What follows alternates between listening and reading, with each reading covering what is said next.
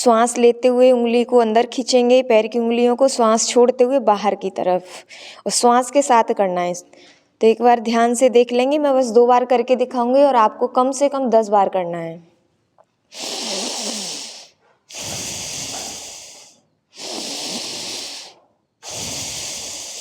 Ankle bending,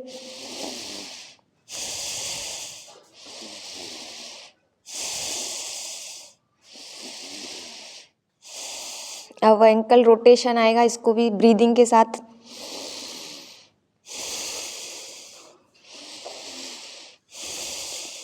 anti clockwise,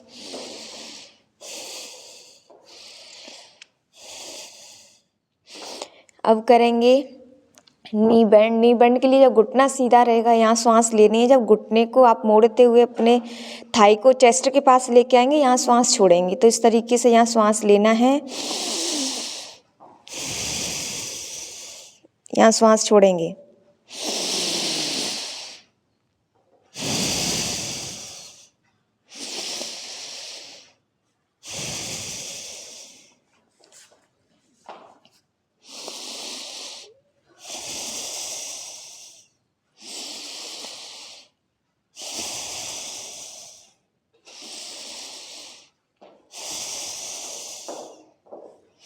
अब आएगा नी rotation.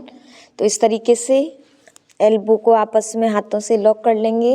अब यहाँ श्वास लेते हुए पैर को ऊपर उठाएंगे, श्वास छोड़ते हुए नीचे लाएंगे और सर्कल बनाएंगे ज़्यादा से ज़्यादा।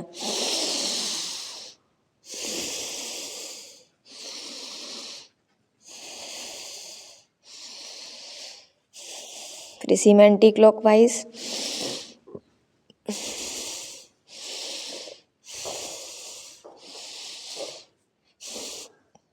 लेग चेंज,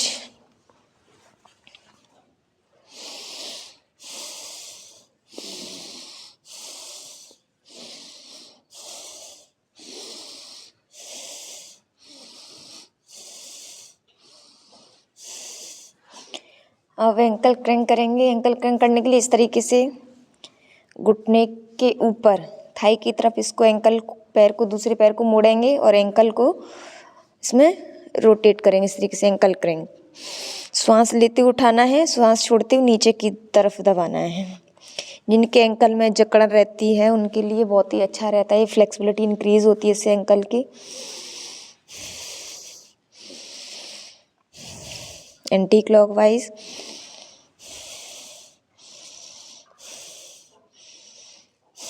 ऐसे ही आपको 10-10 बार करना है, हर स्टेप को 10 बार करना है। मैं 2 से 3 बार करके दिखा रही हूँ। ध्यान रखना है, ब्रीदिंग को सबसे ज़्यादा फॉलो करना है और सबसे ज़्यादा फोकस आपको ब्रीदिंग पे करना है। अब आएगा हाफ बटरफ्लाई। हाफ बटरफ्लाई के लिए लेफ्ट लेग को मोड़ते हुए राइट लेग की थाई पे रख लेंगे इस तरीके से। हाथ को थाई के नीचे लगाएंगे, श्वास लेते हुए पैर को इस तरीके से उठाएंगे, श्वास छोड़ते हुए नीचे की तरफ दबाएंगे। जो आपका पैर है ना, वो एकदम ज़मीन से टच होना चाहिए, दूसरा पैर एकदम सीधा होना चाहिए। श्वास लेते हुए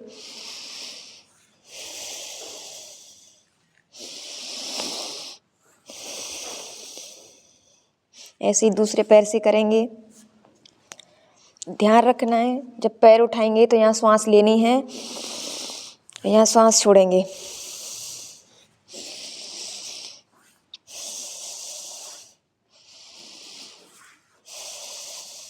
अब फुल बटरफ्लाई करेंगे। फुल बटरफ्लाई करने के लिए पैर के तलवों को आपस में मिलाएंगे, इसको बद्ध कोणासन भी बोलते हैं। अब इसको ब्रीदिंग के साथ करना है। श्वास लेते हुए दोनों थाइयों को ऊपर उठाएंगे, श्वास छोड़ते हुए एकदम प्रेशर देते हुए ज़मीन से टच करने की कोशिश करेंगे।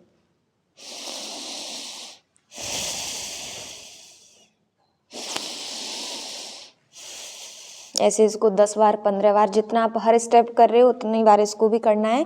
इसके बाद कुछ देर ऐसे इस तरीके से स्पीड में करना है।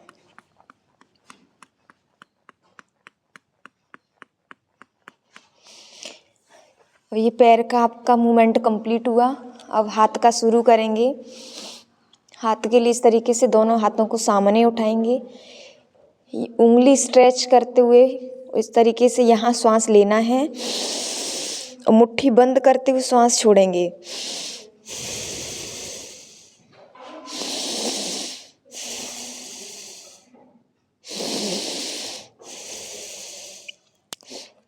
रिस्ट बैंड, यहाँ श्वास लेंगे, यहाँ श्वास छोड़ेंगे। इस सूक्ष्म व्यायाम से आपकी फ्लेक्सिबिलिटी इंक्रीज होती है, प्लस जिनको एसिडिटी की प्रॉब्लम होती है वो भी इसका ज़्यादा से ज़्यादा अभ्यास करें, बहुत ही आराम मिलता है।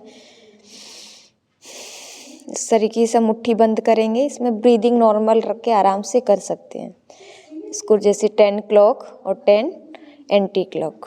अब आएगा एल्बो बेंडिंग। इस तरीके से दोनों हाथ सामने रहेंगे, यहाँ श्वास लेना है, यहाँ श्वास छोड़ना है, फिर श्वास लेते हुए हाथ सामने, फिर श्वास छोड़ते हुए पीछे की तरफ। अब आएंगे शोल्डर रोटेशन। हाथों को इस तरीके से कंधे पर रखेंगे, श्वास लेते हुए हाथों को इस तरीके से ऊपर लाना है, फिर यहाँ श्वास छोड़ते हुए।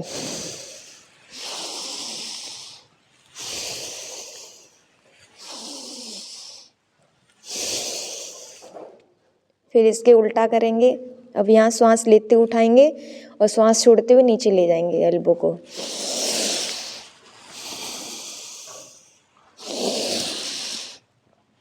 ये सर्वाइकल वालों के लिए भी बहुत अच्छा होता है, या जिनको फ्रोजन शोल्डर यानी एक हाथ में दर्द हो जाता है उसके लिए भी बहुत अच्छा होता है, प्लस आपके शोल्डर की फ्लेक्सिबिलिटी भी बढ़ाता है ये।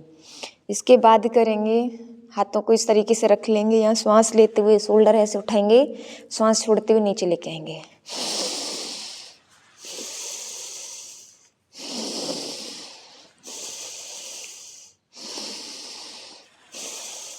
Anti clock.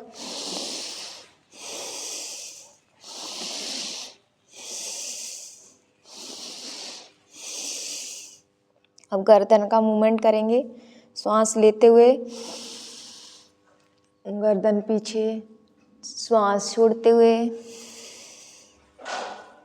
आगे।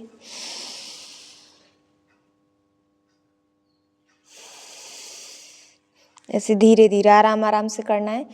इसके बाद बेंड करेंगे, तो इस तरीके से यहाँ श्वास लेंगे, श्वास छोड़ते हुए लेफ्ट साइड गर्दन को झुकाएंगे, फिर श्वास लेते हुए वापस आएंगे, फिर श्वास छोड़ते हुए राइट साइड, फिर लेते हुए वापस। इसको अगर आप फर्स्ट टाइम करेंगे तो हो सकता है गर्दन में दर्द करे, क्योंकि बहुत ही स्मूथ मसल होती है, थोड़ा सा भी प्रेशर पड़ता है तो पेन होने लगता है, तो 1-2 दिन थोड़ा सा भारीपन लग सकता है, लेकिन आप इसको रेगुलर करेंगे तो बहुत ही आराम मिलेगा। गर्दन में जो जकड़न होती है या थोड़ा सा भी साइड में करवट लेटने में जो प्रेशर पड़ता है वो नहीं पड़ेगा। इस तरीके से फिर ट्विस्टिंग करेंगे। यहाँ पे श्वास लेना है, श्वास छोड़ते हुए लेफ्ट साइड जितना पीछे आप जा सकते हैं गर्दन को लेके पीछे जाएंगे, फिर श्वास लेते हुए वापस आएंगे, फिर श्वास छोड़ते हुए दाहिनी तरफ, फिर श्वास लेते हुए वापस।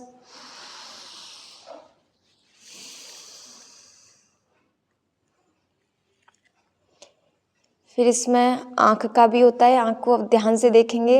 अगर आँखों में दर्द नहीं है, कोई इन्फेक्शन नहीं है, तो उस समय आप इसका अभ्यास कर सकते हैं। तो इसमें देखेंगे कि श्वास लेते हुए आईब्रो सेंटर के बीच में देखना है, श्वास छोड़ते हुए नोज़ की टिप को देखना है, ऊपर नीचे, इस तरीके से। यानी इसको भी टोटल 10 टाइम्स करना है। फिर करेंगे left side I side movement करना है, तो यहाँ पे श्वास लेंगे और श्वास छोड़ते हुए लेफ़्ट साइड की तरफ अपनी आई साइड ले जाएंगे। ध्यान रखेंगे जब लेफ़्ट साइड लेके जाएंगे ना, तो आपको अपने राइट साइड का सिर्फ नाक का ये साइड का पोर्शन दिखाई देना चाहिए, उधर क्या है वो चीज़ नहीं दिखनी चाहिए। फिर श्वास लेते हुए वापस, फिर राइट साइड, तो राइट साइड में लेफ़्ट साइड का नोस्ट्रल का साइड दिखाई देना चाहिए। इस तरीके से अगर ब्रीदिंग में कन्फ्यूजन होगी तो ब्रीदिंग इसको छोड़ देंगे, लेकिन स्टेप प्रॉपर होना चाहिए। इसको 5-5 बार। आँखों के लिए बहुत अच्छा होता है, बहुत ही इफेक्टिव होता है। जिनकी आई साइड वीक है या जिनको आँखों में पानी आता है, उसके लिए अब इसको पूरा रोटेट करेंगे। अब रोटेट करने के लिए पहले लेफ़्ट साइड देखेंगे, फिर ऊपर, फिर राइट साइड, फिर नोज टिप, ऐसे धीरे धीरे 5 टाइम्स क्लॉकवाइज और 5 टाइम्स एंटी क्लॉकवाइज। अगर आप इसको स्पीड में करेंगे तो आँखों पे थोड़ा भारीपन लग सकता है, तो आँखों को धीरे से बंद कर लेंगे